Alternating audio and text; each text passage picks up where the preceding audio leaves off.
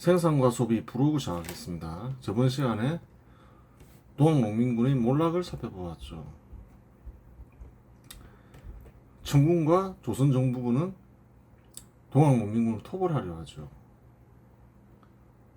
그리고 일본군이 한반도에 들어옴으로써 조선에 진입함으로써 조선정부군과 청군이 동학농민군을 토벌하지 못하게 되죠. 그래요. 근데 일본군은 원래 동학농민군에 대해서 아무런 입장이 없었죠. 전혀 공격이 없었다는 거예요. 동학농민군은 일본군이 들어왔을 때 어떻게 보면 자신들을 죽이려 하는 청군을 공격해야 정상이죠. 근데 가만히 있다가 일본군이 청군을 대파시킨 상황에서 국력이 확인된 상황이죠. 그 상황에서 갑자기 청군을 공격하더라. 일본군을 공격했죠.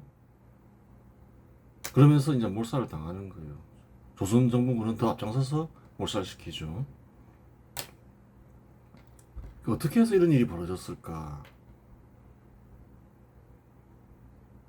그렇잖아요. 이상하죠. 아니면 차라리 청군과 일본군이 싸우고 있는 도중에 일본군을 공격하던가, 청군이 대패한 상황에서 난데없이 일본군을 공격하더라. 이상한 일이다.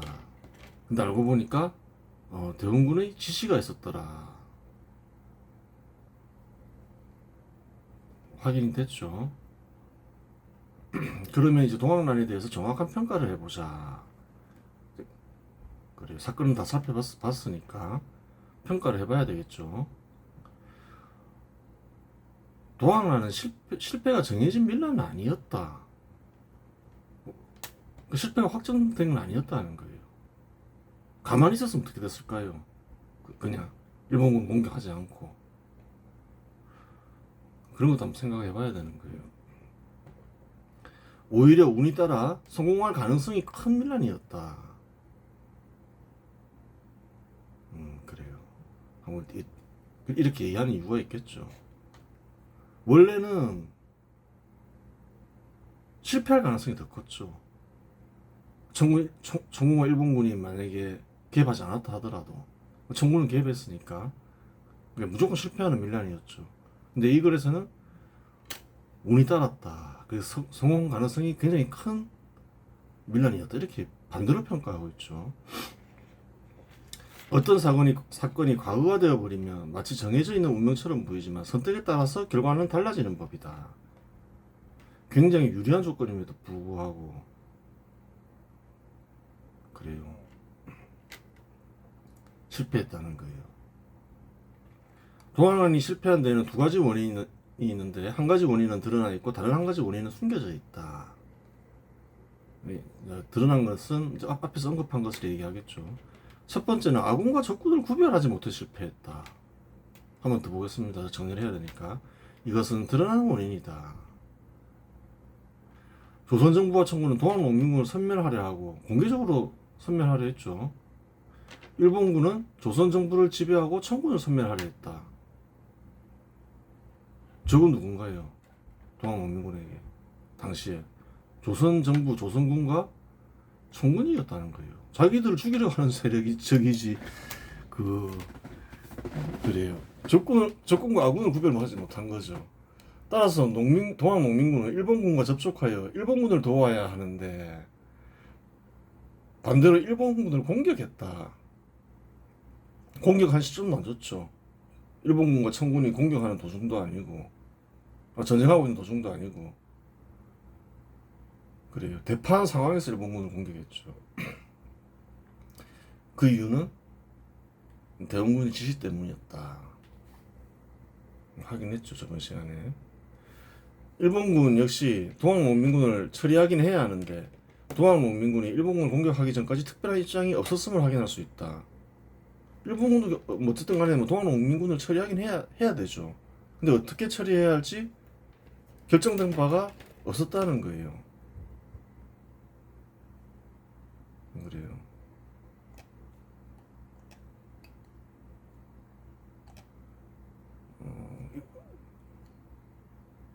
이런 그 정봉준이 생포됐을 때 일본 측에서 이런 얘기도 했다는 거예요. 이건 취조한 내용이니까 그대로 있는 거죠. 너희가 무기를 내려놓고 항복하면 조선 정부에 너를 살려달라고 청원할 수도 있다. 어떻게 생각하느냐? 나는 백성을 위해 싸웠다. 목숨을 구할 생각은 없다. 일본군도 난데없이 공격당했죠. 근데 꼭 죽일 생각은 없었다는 거예요. 먼저 공격했음에도 불구하고 그냥 항복해라. 너도 살려줄게. 그러면 이제 공격하기 전에 더 어땠을까요? 아무런 입장이 없었다는 거예요. 죽일 생각 같은 건 없었다는 말이죠. 공식적인 자료에 나와 있는 거죠. 특별한 입장이 없었다. 그건 확실한 거예요. 동학 농민군이 공격하기 전에. 대원군은 청군이 일본군에 대패하고 있음에도 불구하고 동학농민군에게 일본군을 공격하라는 지시를 은밀히 내린다. 날짜가 확인이 되죠. 7월달에 이미 대패하고 그런 상황에서 다 확인이 됐겠죠. 기한이 있으니까 동학군이 공격한 기간과 일본군 청군이 대패한 기간과. 그럼 남쪽에는 평양으로 다 몰려갖고 9월달에는 남쪽에는 일본군밖에 없다는 거예요. 그럼 일본군과 동학군이 싸운다. 동학군이 패배할 건 분명하죠. 많은 사람들이 몰살당할 것을 알았겠어요, 몰랐겠어요, 대원군이. 그래요. 뭐 동학농민군은 뭐 정보가 느려서 그렇다 치더라도 중앙에 있는 대원군은 정보가 다 알죠. 다 소식을 듣겠죠. 즉 일본군의 전력을 알고서도 동학농민군에게 공격 명령을 내린 이유는 청군을 돕고자 하는 목적도 있지만 일본군의 힘을 빌려 동학농민군을 섬멸하기 위한 계략이었다는 거예요. 그 확실한 거예요. 분명히 패배한다, 몰살당한다. 그래도 일본군에 타격을 끼치면 된다. 청군이 이기면 그 공을 인정받을 것이다. 이런 목적이 하나 있었고 대원군에게는 대원군도 조선 왕실 사람이잖아요. 자기가 권력을 잡던 다른 사람이 잡건. 그 다음에 동학농민군은 어떻게 처리해야 되나요? 저렇게 자치하면서 군대를 모으고 세금 별도로 징수하고 그 왕실 입장에서 그걸 인정할 수 있냐는 거예요. 어차피 진압해야 된다는 거예요. 그러면 어떻게 진압하는 게 가장 낫나요? 대원군이 생각할 때는 일본군이 압도적인 힘을 가지고 있다는 걸 알잖아요. 일본군을 이용해서 진압하면 제일 낫잖아요. 그럼 나중에 조선이 큰 희생을 치를 필요도 없고 조선 정부군이 계략을 꾸민 거였다는 거예요. 당연히 몰살 당할 줄 알고 명령을 내렸다는 거예요.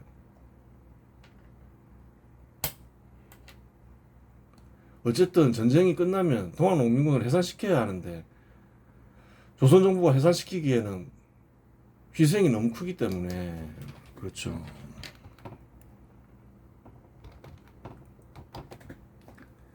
그러한 계략을 꾸민 것이다. 뭐 거의 뭐 확정된 거라고 보면 돼요. 몰살당할 거 알면서 명령을 내렸다는 거예요. 이를 가리켜 차도살인지계라고 부른다. 차도살인지계는 뭐냐? 36개에 나와 있는 거죠. 남의 칼을 빌려 사람을 죽인다는 뜻으로 자신이 직접 나서지 않고 제3자를 이용해 적을 제거하는 전략을 가리킨다. 희생도 줄이고 일본군이 직접 나서서 죽이면 어떤가요? 아무래도 많은 그 백성들을 죽이면 큰 비난을 받을 수 있는데 일본군이 나서면 그러한 비난을 피할 수가 있잖아요. 그래요. 그런 계략이었던 거예요. 그 전봉준을 이용한 거죠. 그래요.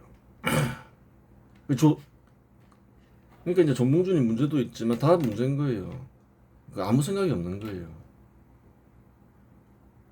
그런 걸 모르는 거죠. 조선 왕실은 결국은 자기들을 해산시킨다. 해산시키는 과정에서 그 밀란을 일으킨 주도자들을 가만 놔두겠냐는 거예요. 죽이죠. 누구든 간에. 하여간 대원군이 그래요. 목적 일부는 달성된 거잖아요. 동학난을 일으킨 주모자들이 농민을 소집하여 일본군을 공격하지 않았으면 일본군이나 개화파가 동학농민군을 접촉했을 것이다. 그래요. 일본군이 안 나서니까 명령을 내린 거죠. 대원군이. 근데 계속 공격하지 않았으면 어떻게 됐을까요? 죽이지 않을 거면 일단 접촉부터 하겠죠. 일본군이 나서던가 개화파가 나서던가. 특별히 일본군과 개화파 인사가 동학난을 일으킨 이들을 공격할 이유는 없기 때문이다. 뭐 계획 내용을 보면 그 신분이 낮은 농민들에게 이루어면 이루었지. 신분 낮은 사람들에게 불리한 게 없잖아요. 훨씬 급진적으로 이롭죠. 물론 제안을 거부했으면 선멸했겠죠.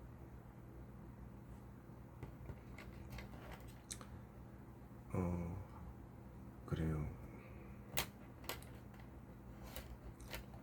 설득하려고 애를 썼겠죠. 이제 마무리됐으면. 아직 청일 전쟁이 끝난 게 아니잖아요. 청일 전쟁이 완전히 끝나고 나면 이제 접촉을 했겠죠. 근데 동학농민군이 먼저 움직인 거죠. 두 번째는 자신들이 목적을 달성하기 위한 파트너를 잘못 선택하여 실패했다. 파트너를 잘못 선택했다는 거예요.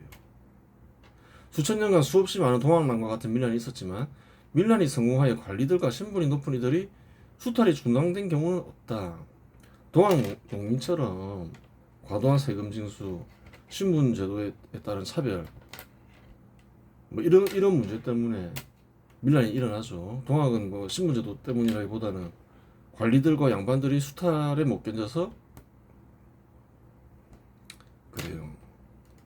그 밀란을 일으킨 거죠. 요구사항 보면 다 나오잖아요. 대부분이 뭐 세금 징수를 줄여달라, 강간 오리를 좀 파면시켜달라 이런 거잖아요. 저번에 다 살펴봤죠. 농민이 밀란을 통해 수탈에서 벗어난 것은 수백 년 사이의 일인데 그 경우는 3차 인류혁명 세력과 연대했을 때뿐이다. 그래 수없이 많은 밀란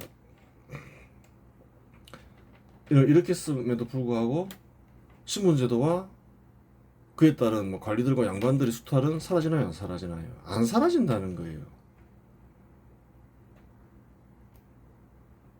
성공한 경우는 언제뿐이냐? 최근 일이라는 거예요. 3차 인류혁명 세력이라고 하죠. 시장 지배 시대를 지지하는 세력. 그 세력과 연대한 최근에 성공한 거지. 동학난은 3차 인류혁명 세력과 연대하지 않으면 실패할 운명이었다는 거예요. 근데 동학 앞에서 그랬잖아요. 운이 좋았다고. 그 시대에 동학난이 일어난 시기에 한반도에 누가 들어가 있었나요? 3차 인류혁명 세력이 들어가 있었다는 거예요. 개화파하고 일본군하고 다 3차 인류혁명 세력이잖아요. 굉장히 운이 좋았던 거죠.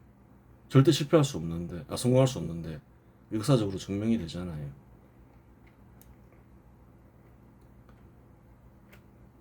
그러면 당시에 3차 인류혁명 세력이 없었는가? 운 좋다고 한 거죠. 운 좋게 3차 인류혁명 세력인 일본군도 있었고 개화파도 있었다. 또한 그들의 힘은 3차 인류혁명 반발 세력인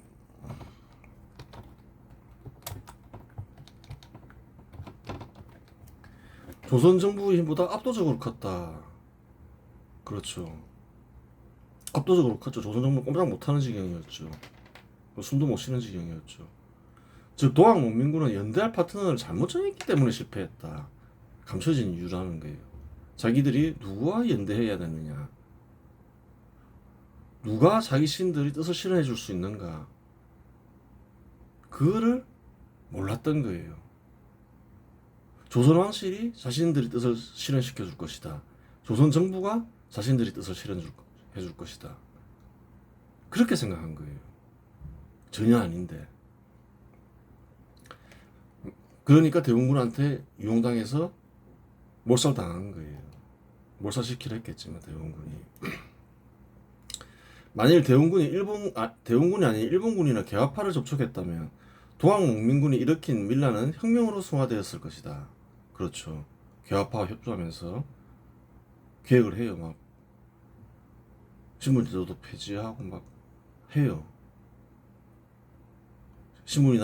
진짜로 신분이 낮은 사람들을 위한 계획인 거죠. 그러면 부대인들이 혁명으로 기록했을 거라는 거예요. 요즘에는 자팔자들이 막 혁명으로 해놨던데 그 엉터리라는 거예요. 그 잘못된 거예요. 혹자는 일본 식민지 시절을 떠올리며 이러한 평가에 거부감을 지닐 수도 있다. 하지만 당시만 하더라도 일본 통치가 정해진 것은 아니었다. 이런 얘기하면 어떻게 일본군이 협조하라는 그런 얘기를 할 수 있나, 현실 당국인들 그렇게 생각할 수 있죠. 일본 식민지 시절 떠올리며 거부감을 지닐 수 있다는 거예요. 하지만 당신은 어땠나요? 이 식민 통치가 정해진 것은 그 뒤의 일이다. 나중에 살펴볼 거지만 그 당시에는 뭐 이런 저런 뭐 여러 가지가 있었겠지만 일본 정부의 공식적인 입장은 식민 통치가 아니었다. 그럼 그때는 뭐였냐? 당시 일본 정부의 주된 입장은 조선 정부를 개혁하고 조선을 친일 국가로 만드는 것이었다. 두 가지 목표가 있었다. 조선 정부를 개혁한다. 첫 번째 목표. 두 번째 목표는 뭔가요? 친일 국가로 만든다는 거였다는 거예요. 아니 근데 그 당시에 친일 국가를 하건 친청 국가를 하건 친미 국가를 하건 그게 무슨 의미가 있냐는 거예요. 아무런 의미가 없다는 거예요. 친일 국가 되면 됐다는 거예요.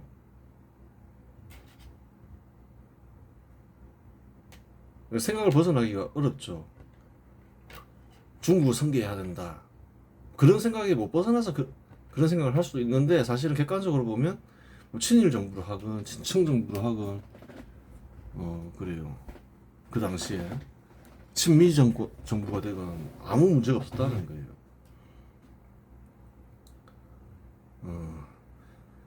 만약 동학농민군의 지도자들이 개화파나 일본군을 접촉하였다면 조선은 크게 번영하며 식민지가 되지 않았을 뿐만 아니라 동학농민군 지도자들은 혁명의 영웅이 되었을 것이다. 죽을 일도 없었다는 거예요. 그냥 가만히 있었어도 되는 거죠. 가만히 있었으면 누가 접촉을 했겠죠. 다 죽일 거 아니면. 하지만 동학농민군은 아무 힘도 없는 반개방 대표 인사인 대원군과 접촉하여 자기 이익과 무관한 거죠. 자기들의 이익과도. 대원군의 지시를 따르면 대원군에 이용되었기 때문에 조선 멸망의 원흉들이 된 것이다. 그 조선 멸망의 원흉이 돼버린 거죠. 책임이 굉장히 크죠.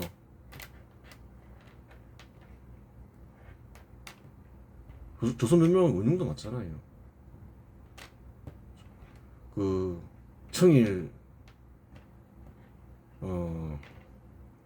전쟁을 일으킨 세력이 되었고 청일 전쟁이 계기가 되어서 직접적인 계기가 된 거잖아요. 조선 멸망의 원흉들이라는 거예요. 한순간의 선택이 영웅이 되느냐 역적이 되느냐. 근데 사실은 현 시대에 와서 한국들이 한국에서는 그 도난을 띄우고 영웅처럼 만들지만 사실은 역적이라는 거예요. 내막을 보면 단 한순간의 선택이 그렇게 되게 만드는 거죠. 물론 뭐 가장 큰 책임이 있다는 건 아니지만 계기가 된 것도 분명한 사실인 거죠. 그래요. 개화파랑 일본군과 이렇게 연대가 됐으면 좋았겠죠. 개화파도 큰 지지 세력이 생기는 거고 잘못된 선택을 한 거죠. 1894년 조선 정부를 장악한 일본 정부는 비교적 개방 개혁에 협조하고자 하는 인사들을 기용하여 군국 기무처를 설치하고 조선의 개혁을 단행한다. 이제 이야기는 개혁으로 시작돼야 되겠죠. 동학난 끝났으니까. 갑신정변 때 조선을 떠나야 했던 개화파 인사 역시 입국하여 개혁에 참여한다. 그렇죠. 이제 떠나있던 갑신정부 때 떠나있던 인사들이 속속 조선에 들어오면서 이제 본격적으로 이제 개혁이 시작된다는 거예요. 서강범은 1차 내각에서 법부 대신으로 참여하고 홍정호 6.1주는 의원으로 개혁에 앞장섰다. 박용효 역시 입국하여 2차 내각에서 내무 대신이죠. 임명되어 개혁을 총괄 지휘한다. 1차에는 그래 그 뒤에 나오겠죠. 서재필은 입국하여 1895년 12월에 입국하여 1896년 4월 7일 독립신문을 창간하고 1896년 7월 독립협회를 창립하여 개방 개혁 여론을 조성하고자 힘쓴다. 총력전이 일어나는 거죠. 실권을 잡았을 때 총력전을 실시한다. 근데 이때만 하더라도 완벽하게 실권을 잡지 못해요. 실상 이들의 개혁의 성공 여부는 조선의 운명과 직결된다. 일본은 청일 전쟁을 통해 청을 완전히 제압하며 아시아 최강국으로 부상한다. 또한 또 뭐가 있나요? 동학난 이후 일본군은 대운이 계속 그 조선에 주둔하죠. 얼마든지 식민지로도 만들 수가 있는 거예요. 이 상황에서는. 사실은 이제 그 전에 개혁하는 게 갑신정변 때 개혁하는 게 맞았죠.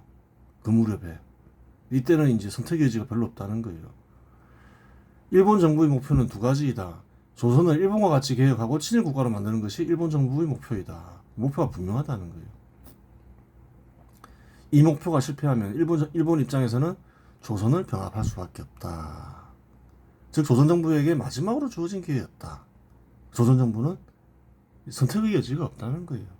여기서 이제 삐끗하면 끝이라는 거예요. 무조건 개혁을 해야 되고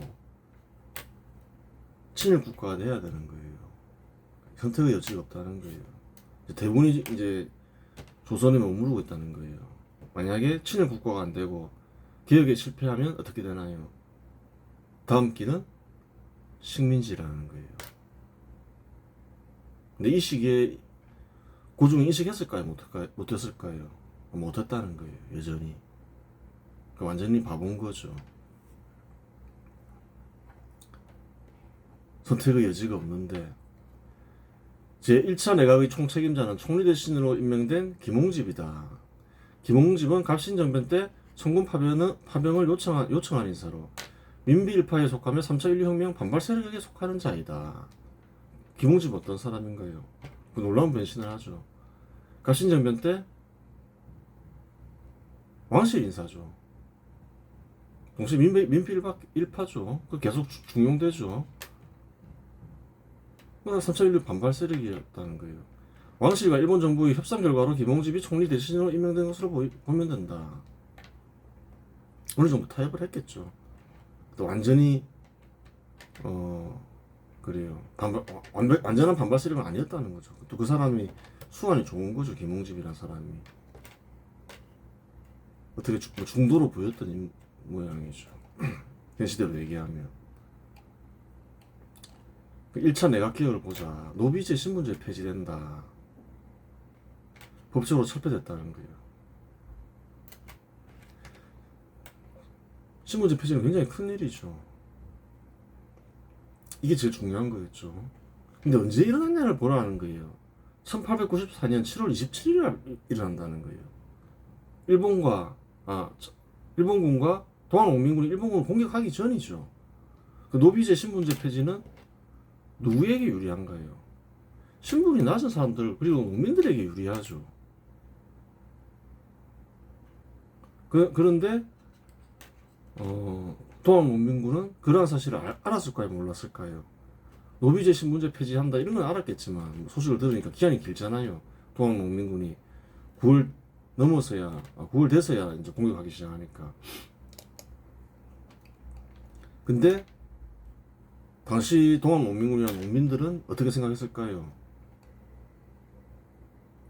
이 자기들 신분제 폐지가 자기들을 위한 정책인지 제도인지 못 알아봤다는 거예요. 그런 거 왜 폐지하지? 미친 사람들 아니야? 이렇게 생각했겠죠. 보자는 거예요.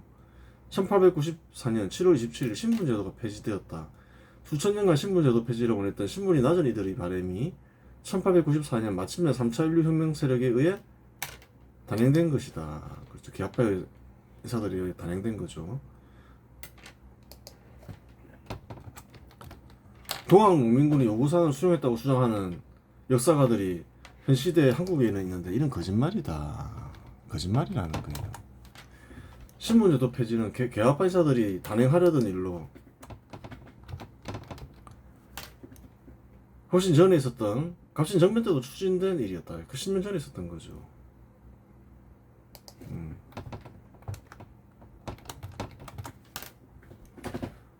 또한 농민군의 요구사안에는 신분제도 폐지가 없고 계합파 인사나 일본군은 동학농민군과 접촉한 적도 없다. 접촉을 해서 요구사안을 받아들였냐. 그 전에 요구사안에는 신분제도 폐지 일체 없었죠. 그러면 비공식적으로도 접촉할 수 있잖아요. 근데 접촉한 사례도 없다는 거예요. 계합파 인사나 일본군이나. 만일 동학농민군의 요구로 신분제도가 폐지되었다면 동학농민군은 대원군이 아닌 계합파나 일본군과 연대했을 것이다. 만약 동학농민군이 계합파를 접촉해서 혹은 일본군을 접촉해서 신분제도 폐지해 주십시오. 그렇게 해서 폐지가 됐으면 동학농민군은 누구 편이 됐을까요? 뻔하다는 거예요. 거짓말하지 마라. 요구한 적도 없고 접촉한 적도 없다. 만일 알았다면 또 동학농민군이 접촉을 하지 않았다 하더라도 신분제도 폐지를 했어요. 그럼 누구에게 열광하겠어요? 뻔하다는 거예요. 만약 알았다면 신분제도 폐지에 열광했을 것이면 동학농민군 역시 계합파를 열광적으로 지지하면서 연대했을 것이다.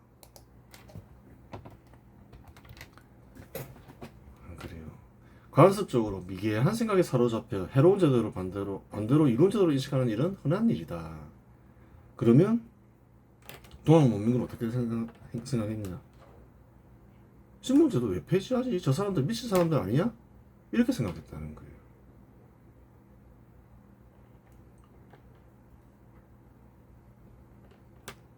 그러니까 연대 세력을 대응으로 선택했다는 거예요. 어떻게 그런 일이 가능하냐? 현 시대 사람들이 보면 이해할 수가 없죠. 근데 자세히 보면 이해할 수가 있다는 거예요. 현 시대에도 그런 곳이 있다는 거예요. 1950년에 인도에서는 법적으로 차별을 금지하여 사실상 카스트 제도를 폐지했다.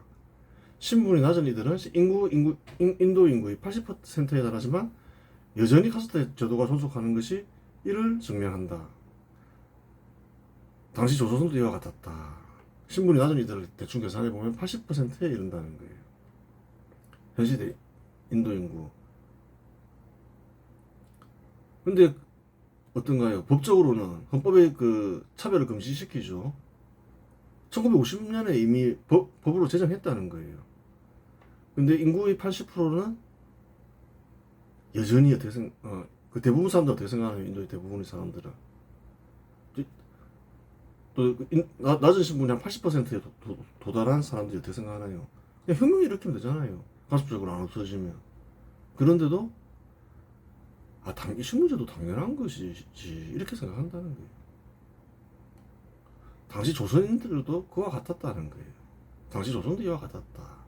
신분제도를 폐지했지만 열광하지 않고 오히려 어떻게 생각하나요? 계합파자들을 이상한 사람들이라 생각하는 거예요. 과거제 폐지, 연좌제 폐지, 과부제가 허용 등을 통해 미개한 제도를 타파하는 일도 이 시기에 달려간다. 그래요. 동학농민군이 요구사항에는 이런 게 없었다는 거예요. 과부제가 허용. 현 시대 알려진 폐정개혁 12조는 오지영이 쓴 소설 동학사라 했죠. 그 마치 그 3차 인류혁명 세력이 한 일을 자기들이 한 일처럼 많이 넣어놨죠. 다 거짓말, 날조라는 거예요. 조선에서 청군을 몰아내고 3차 인류혁명 반발 세력에 가담한 동학농민을 소탕한 3차 인류혁명 세력은 1894년 12월 17일 2차 내각을 구성하여 내무 대신으로 임명된 박용효가 개혁의 총괄 지휘자가 된다. 김홍집은 앞에 얘기했잖아요. 믿을 수 있는 인물이 아니잖아요. 근데 이제 동학농민국까지 완전히 몰아냈으니까 일본군이 완전히 이제 그 일본군의 지배하에 들어간 거죠. 김홍집은 총리 대신으로 여전히 최고 지휘를 맡았지만 박영료가 실권을 행사했다.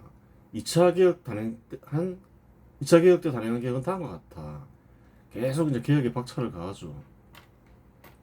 경제제도에는 또 뭐가 나오느냐. 상공업을 장려해야 되겠다. 이러면서 누구나 상회사 설립 허용을 한다는 거예요. 제대로 계획을 하고 있었죠. 뭐 중앙 이제 은행 제도도 만들고 그 상공업 육성하기 위해서 쭉 나머지는 이제 현대식으로 다 바꾸는 거죠. 사법조도 보면 다 바꾸죠. 재판소 설치하고 그럼 이제 인권도 보장되고 고문도 폐지하고 그 일반 백성들에게는 굉장히 좋은 계획을 계속 진행하고 있었다는 거예요. 1894년 4월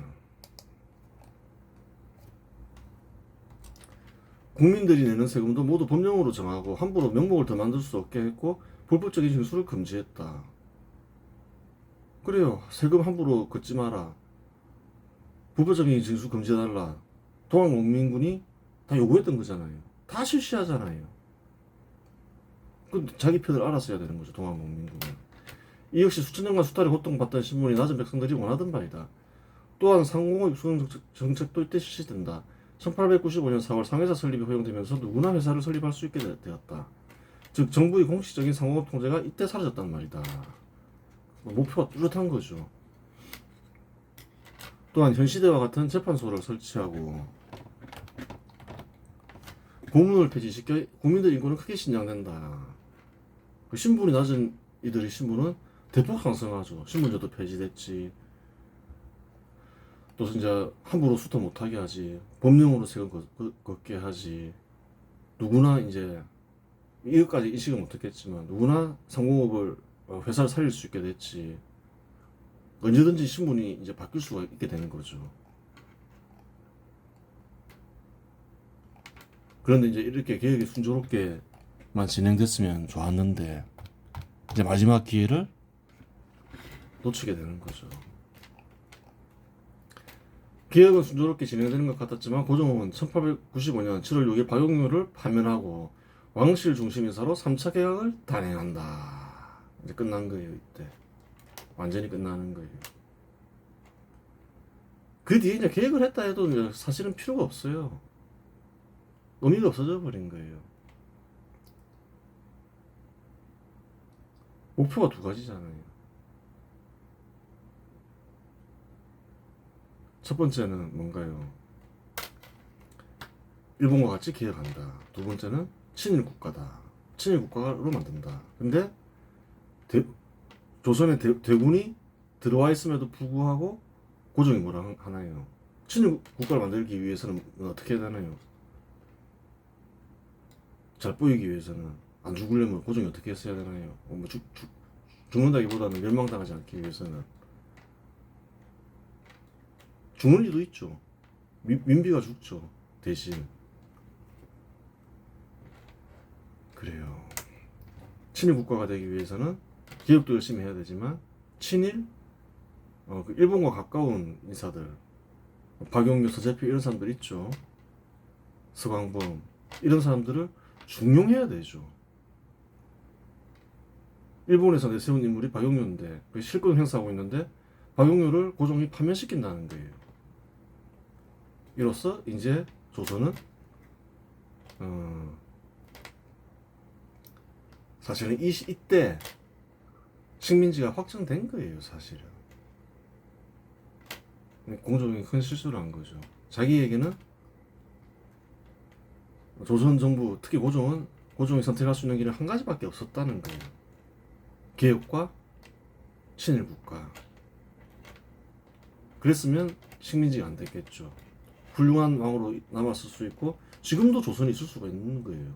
일본처럼. 근데 고종은 다른 길이 있다 생각하고 박용료를 파면했던 거예요. 끝났다. 이렇게 되는 거죠. 이번 시간에서 마치겠습니다.